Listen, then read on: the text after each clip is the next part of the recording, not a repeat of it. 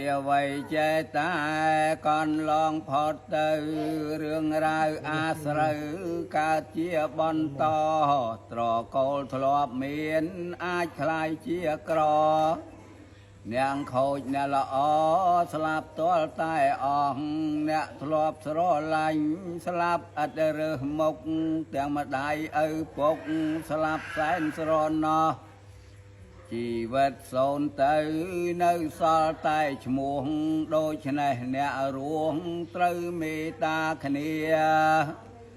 ចិត្តអើយចិត្តចូលចងចាំចុះខឹងខូចខឹងខុសខាតគ្រប់វេលាពេលខឹងម្ដងស្ទើរឈឺស្ទើរជាខឹងនាំក្រំគ្រាដុតតែចិត្តឯងជនអ្នកមានសិលមានចិត្តល្អថ្លាជនមានបញ្ញាចេះគិតកោតក្រែងពេលខឹងម្ដងឈឺតែខ្លួនឯងខឹងនាំចំបែងគួរពិចារណា